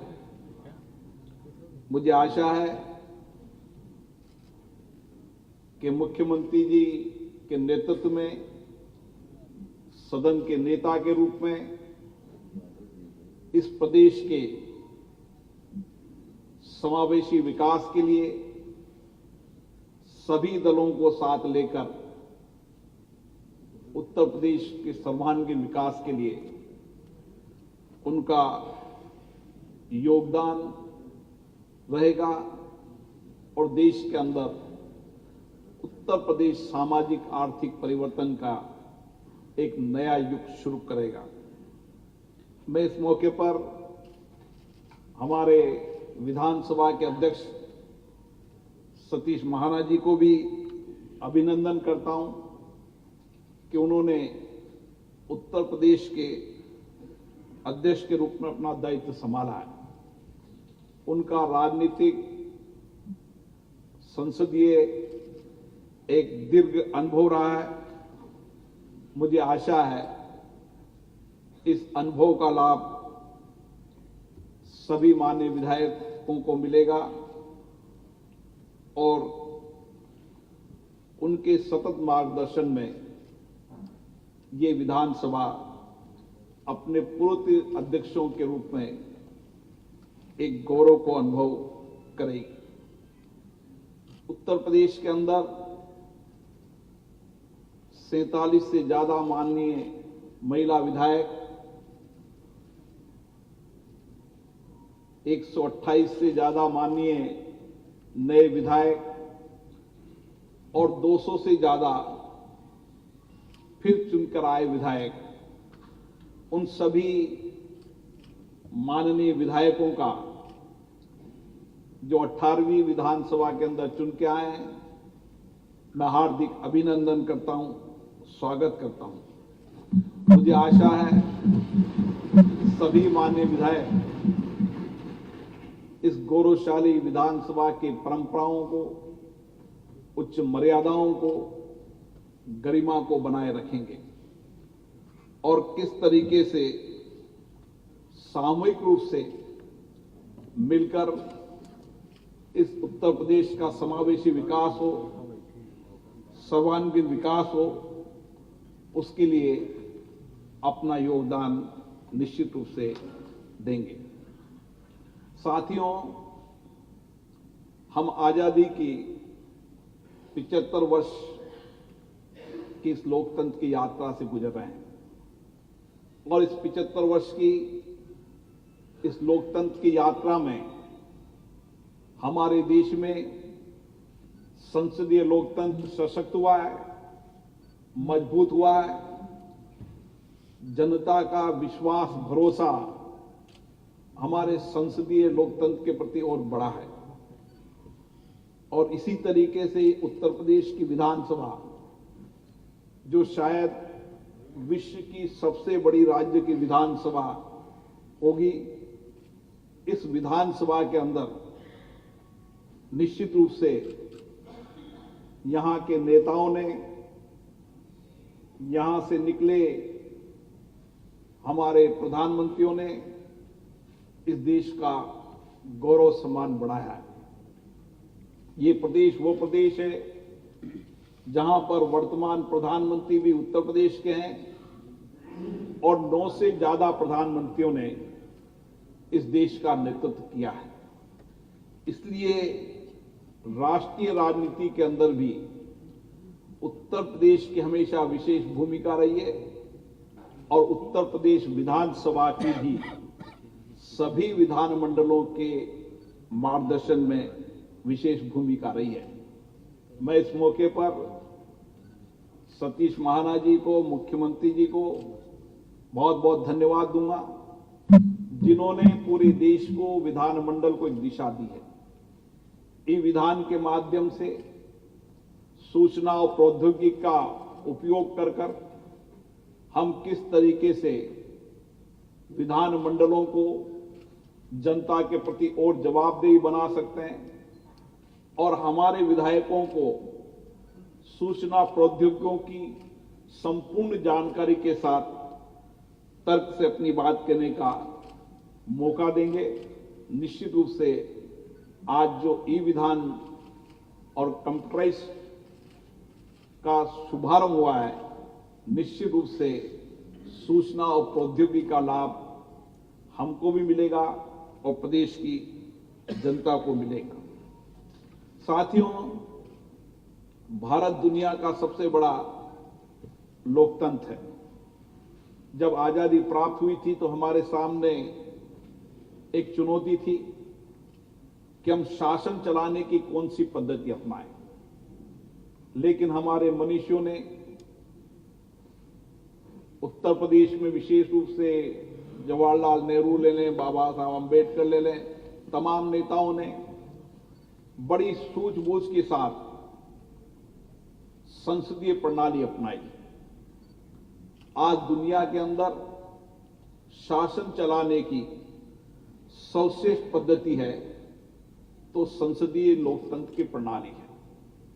और इसीलिए मैं कह सकता हूं कि इस समय हमारी बड़ी जिम्मेदारी हो जाती है कि हम किस तरीके से इस संसदीय लोकतंत्र के माध्यम से अपने दायित्वों को निभाते हुए जनता की अपेक्षाएं, आकांक्षाएं, विश्वास, भरोसे को कायम रखें। जनता ने बहुत विश्वास के साथ, भरोसे के साथ आपको चुनकर भेजा है और प्रतिनिधि सभा के रूप में आप लाखों लोगों का प्रतिनिधित्व करते हैं। किस तरीके से आप उनकी चिंताओं को, उनके अभावों को, उनकी कठिनाइयों को, उनको समस्याओं को सदन के माध्यम से सरकार तक पहुंचाएं। ठीक कहा मुख्यमंत्री जी ने कि ये सदन एक ऐसा केंद्र है जहां पर पूरे राज्य की जनता की भावनाओं का, 25 करोड़ लोगों की भावनाओं की, उनकी चिंताओं की, उनके अभावों की, उन कठिनाइयों का अगर एक साथ एक जगह उन सबका समावेश हो सकता है तो विधानसभा और संसद में हो सकता है। और इसीलिए इन विधान मंडलों का हम किस तरीके से चर्चा और संवाद के अंदर सार्थक उपयोग करें ताकि समाज में अंतिम व्यक्ति जो बैठा है उसकी अभावों को, उनकी चिंताओं को, उनके आंख के आंसुओं को हम पहुंच सकें और उसके जीवन के अंदर एक सामाजिक आर्थिक परिवर्तन ला सकें। बाबा साहब अम्बेडकर जी ने सही कहा था कि हमें राजनीतिक लोकतंत्र के साथ साथ हमें सामाजिक लोकतंत्र भी लाना पड़ेगा। अगर हम राजनीतिक लोकतंत्र को मजबूत बनाना चाहते हैं तो हमें सामाजिक लोकतंत्र को मजबूत करना होगा, तभी देश के अंदर राजनीतिक लोकतंत्र मजबूत होगा। समाज के सभी लोगों की, वंचित, गरीब, पीड़ित, शोषित व्यक्तियों की आवाज हमारी विधानसभा में हमारे प्रतिनिधि बनते हैं और शासन भी उन वंचित, गरीब, अभाव लोगों की समस्याएं जो सदन में उठती है उसका सार्थक रूप से, सकारात्मक रूप से लेकर अपनी नीतियों और कार्य योजनाओं को बनाता है। और इसीलिए मुझे आशा है कि इस विधानसभा की जो गौरवशाली परंपरा रही है, परिपाटियां रही है, यहां के नियम प्रक्रियाएं रही है, उन नियम प्रक्रियाओं, परिपाटी, परंपराओं का आप उपयोग कर समाज के अंतिम व्यक्ति तक के जीवन को परिवर्तन करने के लिए एक सार्थक चर्चा और संवाद करें। ये सदन चर्चा और संवाद के केंद्र होनी चाहिए। जितनी चर्चा होगी, संवाद होगी, बातचीत होगी, तर्क होंगे, उतने ही हम उस मंथन में से अमृत निकालकर उस जनता का कल्याण कर पाएंगे। इसीलिए संसदीय प्रणाली चर्चा और संवाद का केंद्र है।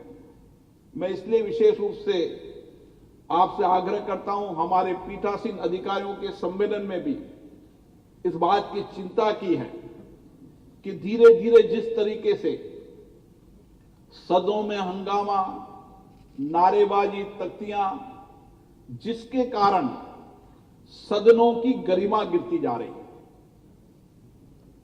सदन की गरिमा बनाने की जिम्मेदारी हमारी है। और क्योंकि ये प्रतिनिधि लोकसभा और विधानसभाएं होती है, इसलिए प्रतिनिधियों के आचरण और व्यवहार का आधार पर सदन की गरिमा बढ़ती है। इसलिए मेरा आपसे आग्रह है कि हमें इस 75 साल की लोकतंत्र की यात्रा के अंदर देश के इन विधान मंडलों की मर्यादा गरिमाओं को बनाए रखने के लिए जहां उच्च कोटि की चर्चा हुई, संवाद हुई है, हमारे व्यवहार आचरण ऐसा होना चाहिए कि हम तर्कों से बात करें, अपनी जनता की समस्याओं को ठीक से रखें और बेहतरीन राजनेता इन्हीं विधानसभाओं लोकसभाओं से वो निकले हैं जिन्होंने तर्कों के आधार पर विधानसभा और लोकसभा में अपनी बातों को कहे। और देश के अंदर कई नेता जिन्होंने सर्वश्रेष्ठ रूप से अपने तर्कों के बात कहकर आज देश के नेता बने, तो विधानमंडल और लोकसभा देश के सर्वश्रेष्ठ नेता बनाने का भी एक माध्यम, एक मंच है। और मुझे आशा है कि आप इसी दिशा के अंदर काम करेंगे। मैं इस मौके पर एक बात और निवेदन करना चाहता हूं।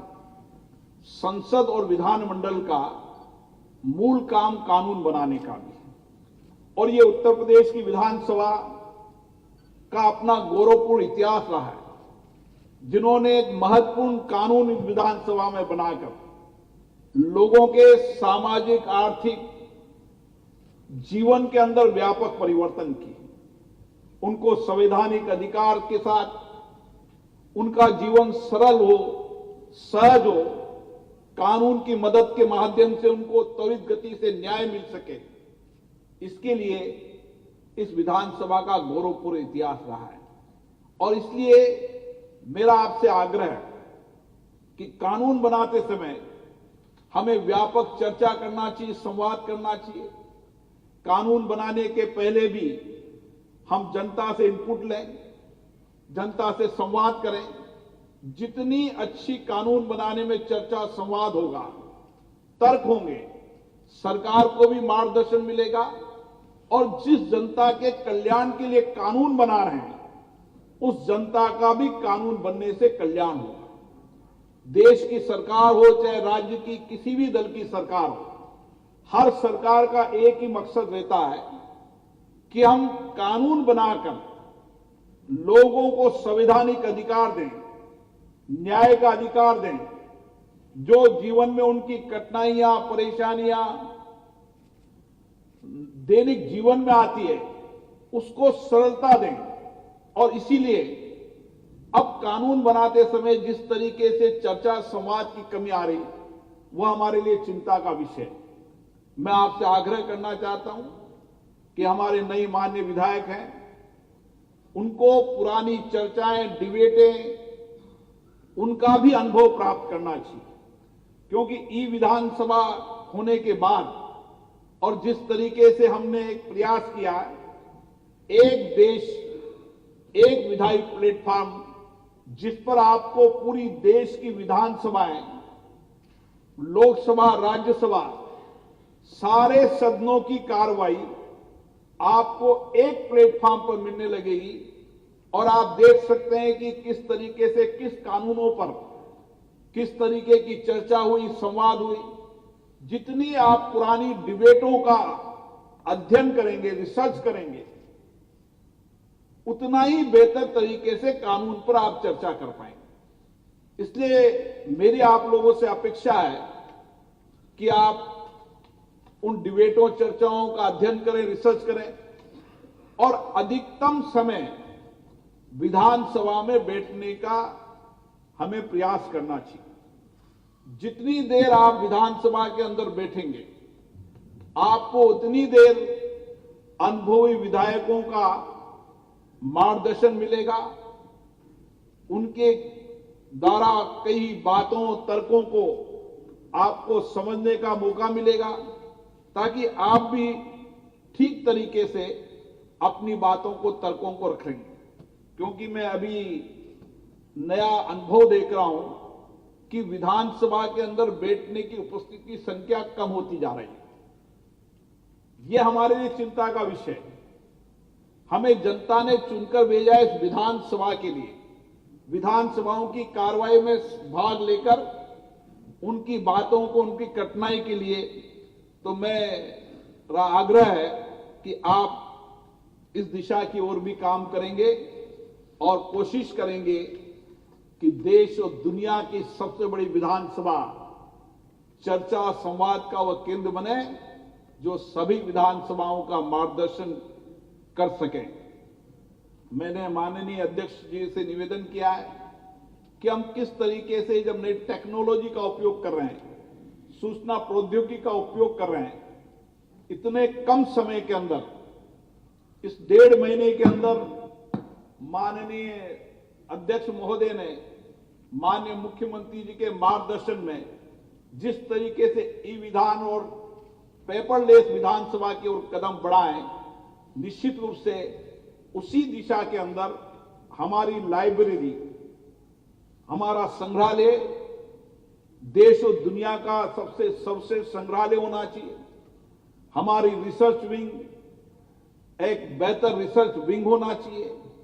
हम हमारे विधायकों की कैपेसिटी बिल्डिंग कैसे कर सकते हैं, उसके लिए समय समय पर देश के बड़े बड़े विद्वानों का समय समय पर प्रबोधन कार्यक्रम होना चाहिए, ताकि हम हमारे कैपेसिटी बिल्डिंग करते हुए हमारे विधायकों की तर्क चर्चा को तीव्र संवाद के रूप में परिवर्तन कर सकें, एक बेहतर चर्चा संवाद कर सकें। इसके लिए उनकी कैपेसिटी बिल्डिंग के लिए भी हमें व्यापक प्रयास करने की आवश्यकता है। साथियों, जैसा कि नेता सदन ने बताया, प्रतिपक्ष के नेता ने भी बताया कि सूचना प्रौद्योगिकी का जितना उपयोग शासन और प्रशासन में होता है, उतनी शासन और प्रशासन में पारदर्शिता आती है। उसी तरीके से हम भी अगर विधानसभाओं के अंदर जितना सूचना प्रौद्योगिकी का उपयोग करेंगे, उतना ही अच्छा तर्क संवाद चर्चा कर पाएंगे। इसलिए इस देश के अंदर माननीय प्रधानमंत्री जी के नेतृत्व में जो नया परिवर्तन देश के अंदर हुआ है कि किस तरीके से हमने सूचना प्रौद्योगिकी को परिवर्तन करके शासन को जवाबदेही बनाया, प्रशासन को पारदर्शिता बनाई और एक ईमानदार शासन हो, बिना पक्षपात के, बिना भेदभाव के। जितना मानव संसाधन का उपयोग कम होगा, जितनी तकनीकी का उपयोग होगा, उतनी शासन प्रशासन के अंदर पारदर्शिता आएगी। और इस देश के रूप में प्रधानमंत्री जी ने उत्तर प्रदेश के ने इस दिशा के अंदर व्यापक प्रयास किया है, लोगों की जवाबदेही के साथ काम किया है। मुझे आशा है कि चाहे सत्ता में बैठे हैं, चाहे प्रतिपक्ष में बैठे हैं, हम सबका एक ही ध्येय और एक ही लक्ष्य है कि हम किस तरीके से हमारे प्रदेश की 25 करोड़ जनता के सामाजिक आर्थिक जीवन में परिवर्तन ला सके, कैसे समाज के अंतिम व्यक्ति के जीवन के अंदर एक व्यापक परिवर्तन लाकर समाज के वंचित, गरीब, अभाव में रहने वाले लोगों के जीवन परिवर्तन कर सकें। इसके लिए हम यहां विधानसभा में आए हैं। मुझे आशा है इस विधानसभा में इसी दायित्वों का हम निर्वहन करते हुए प्रदेश के समावेशी विकास के लिए अपनी संपूर्ण ऊर्जा से, अपने कठोर परिश्रम से, निष्ठा से, प्रतिबद्धता के साथ, एक सकारात्मक चर्चा के साथ इस प्रदेश का व्यापक विकास करेंगे और आने वाले समय के अंदर इस देश और दुनिया के अंदर, इतना बड़े राज्य के अंदर हम किस तरीके से समावेशी रूप में संपूर्ण क्षेत्र का, सभी लोगों का विकास करने के लिए इस विधानसभा के अंदर सामूहिकता के साथ मिलकर काम करेंगे। चाहे पक्ष हो, चाहे प्रतिपक्ष हो, सबकी अपनी अपनी जिम्मेदारी है, लेकिन सब सामूहिकता से इस बात की जिम्मेदारी मानते हैं कि मेरा प्रदेश कैसे आगे बढ़े और उसमें मेरा क्या योगदान हो, इसके लिए मुझे आशा है सकारात्मक रूप से पक्ष और विपक्ष मिलकर काम करेंगे। जहां पर शासन और प्रशासन में कुछ कमी आएगी, इस विधान मंडलों के माध्यम से प्रतिपक्ष के रूप में हमारी भूमिका रहेगी कि शासन में जवाब दे रहे, प्रशासन में पारदर्शिता रहे। इसके लिए भी हम सजग प्रतिनिधि के रूप में काम कर सामूहिकता के साथ, सामूहिक उत्तरदायित्व के साथ, सामूहिक संकल्प के साथ इस उत्तर प्रदेश को देश का सबसे आर्थिक सामाजिक परिवर्तन करने वाला प्रदेश और सबसे सर्वांगीण विकास, क्योंकि आज देश के अंदर उत्तर प्रदेश का व्यक्ति हर राज्य के अंदर है और जिस कठोर परिश्रम के साथ वह जिस राज्य में रहता है उस राज्य के विकास में उसका योगदान रहता है। और दुनिया के जितने भी देशों के अंदर मैं गया हूं वहां भी उत्तर प्रदेश के लोगों का उस देश के विकास में भी बहुत बड़ा योगदान है। इसलिए हमारी ज्यादा जिम्मेदारी बन जाती है कि हम इस सामूहिकता के साथ मिलकर इसको काम को करेंगे। आप सभी को पुनः बहुत बहुत धन्यवाद, बहुत बहुत शुभकामनाएं, बहुत बहुत बधाई।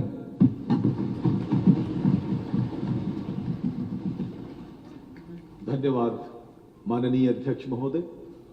महोदय, हम आपके संज्ञान में लाना चाहेंगे कि उत्तर प्रदेश विधानसभा मंडप में 379 सीटें थीं, जबकि सदस्यों की संख्या 403 है। वर्तमान सरकार के 14 माननीय मंत्रीगण इस सदन के सदस्य नहीं हैं। उत्तर प्रदेश विधानसभा के अध्यक्ष के निर्देशन में और विधानसभा के अधिकारियों और कर्मचारियों ने 37 अतिरिक्त सीटें लगाकर माननीय सदस्यों के सदन में बैठने की उचित व्यवस्था बना ली है।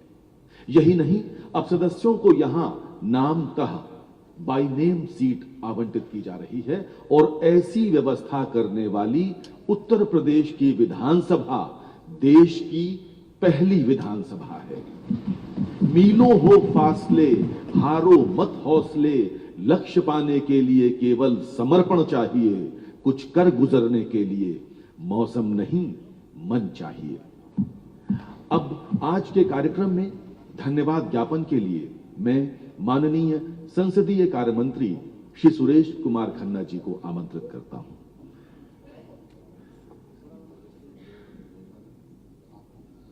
आज के कार्यक्रम के मुख्य आकर्षण और लोकसभा के माननीय अध्यक्ष आदरणीय श्री ओम बिरला जी, इस विधानसभा के सम्माननीय अध्यक्ष आदरणीय श्री सतीश महाना जी, उत्तर प्रदेश के यशस्वी मुख्यमंत्री आदरणीय योगी आदित्यनाथ जी, नेता प्रतिपक्ष आदरणीय श्री अखिलेश यादव जी, यहाँ पर उपस्थित माननीय उप मुख्यमंत्री सहित सभी सम्मानित मंत्रीगण, सभी सम्माननीय सदस्यगण, लोकसभा के जनरल सेक्रेटरी तथा उत्तर प्रदेश विधानसभा के प्रमुख सचिव सहित सभी अधिकारीगण, पत्रकार एवं छायाकार मित्रों, आज उत्तर प्रदेश की विधानसभा में एक नया अध्याय जुड़ा है।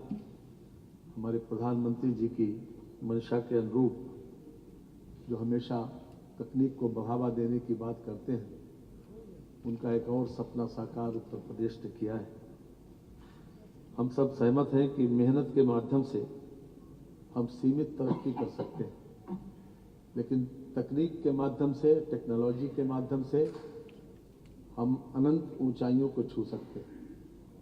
और मैं समझता हूं कि हमारे माननीय मुख्यमंत्री जी ने, माननीय विधानसभा अध्यक्ष ने इस मंत्र को आत्मसात किया है। आज मैं विशेष रूप से अपने सभी अतिथियों का और विशेष रूप से माननीय बिरला जी का धन्यवाद देने खड़ा हुआ हूं। राजस्थान के शूरवीरों की धरती से पधारे, जहां का इतिहास शौर्य और वीरता से भरा है, लोकसभा के वर्तमान अध्यक्ष जो कि विधानसभा में, राजस्थान की विधानसभा में 3 बार सदस्य के रूप में रह चुके हैं और दूसरी बार भारत की लोकसभा के सदस्य चुने गए बूंदी कोटा से। वर्तमान में आज हमारे मुख्य अतिथि के रूप में हमको मार्गदर्शन देने के लिए पधारे। मैं उनका विशेष रूप से धन्यवाद देता हूं, क्योंकि उन्होंने हमेशा समाज सेवा को ही अपना धर्म माना, अपना कर्तव्य माना और हमेशा ज़रूरतमंदों की भोजन, कपड़ा, दवाई और पढ़ाई की चिंता करते हुए राजनीति में युवाओं को लगातार प्रेरणा देते रहे। ऐसे माननीय बिरला जी ने अपना बहुमूल्य समय आज के इस प्रबोधन व ई विधान कार्यक्रम के लिए समय निकाला। मैं उनका विशेष रूप से आभार प्रकट करता हूं।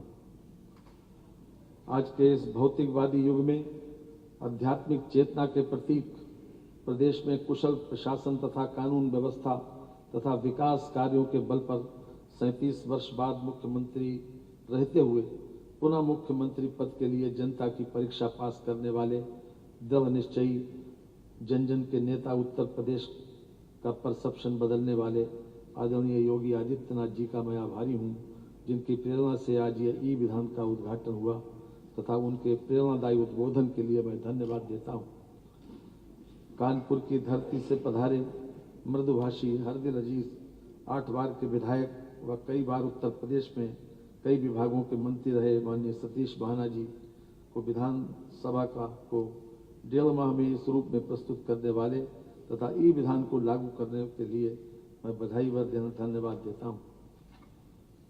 राजनीतिक परिवार में पले बढ़े तथा कम उम्र में ही उत्तर प्रदेश जैसे बड़े राज्य का मुख्यमंत्री बनने का सौभाग्य प्राप्त करने वाले समाजवादी पार्टी के राष्ट्रीय अध्यक्ष, वर्तमान में विधानसभा में नेता प्रतिपक्ष, जो लोकसभा विधान परिषद में रहने के बाद विधानसभा में आए हैं, को भी मैं धन्यवाद देता हूं कि उन्होंने अपने व्यस्ततम समय में से आज के इस प्रबोधन कार्यक्रम के लिए समय निकाला। इसके लिए भी मैं उनको धन्यवाद देता हूं। मैं उत्तर प्रदेश के माननीय उप मुख्यमंत्री श्री ब्रजेश पाठक जी तथा सभी माननीय मंत्रीगणों को भी धन्यवाद देता हूं कि जो उन्होंने आज इस कार्यक्रम में सहभागिता करके कार्यक्रम का मान बढ़ाया है। इसके साथ ही मैं अपने सभी विधायक साथियों को भी धन्यवाद देता हूं, जिन्होंने इस कार्यक्रम में सम्मिलित होने के लिए अपना बहुमूल्य समय निकाला। मैं लोकसभा के महासचिव तथा विधानसभा के प्रमुख सचिव सहित सभी अधिकारियों को भी धन्यवाद देता हूं कि जो आज उन्होंने विशेष प्रयास करके इस जो ई विधानसभा बनी है उसमें सहयोग करके इसको कम समय में मूर्त रूप तक पहुंचाया है। मैं अपने पत्रकार गैलरी के सभी मित्रों को भी धन्यवाद देता हूं कि समय समय के ऊपर हम एक दूसरे से मिलकर विचारों का एक्सचेंज भी करते हैं और उनके माध्यम से हमारी सारी बातें मीडिया के माध्यम से जनता तक पहुंचती है। इसके साथ ही सभी लोगों का एक बार आभार प्रकट करते हुए मैं अपनी बात को समाप्त करता हूं और आज के कार्यक्रम के लिए सबको बधाई देता हूं। धन्यवाद। धन्यवाद माननीय संसदीय कार्य मंत्री महोदय। धन्यवाद ज्ञापन के पश्चात आज का यह कार्यक्रम यहीं समाप्त होता है, इस सूचना के साथ कि ई विधान का प्रशिक्षण कार्यक्रम 2 बजे तिलक हॉल में आयोजित है। आप सभी माननीय अतिथिगण कृपया भोजन के लिए प्रस्थान करें।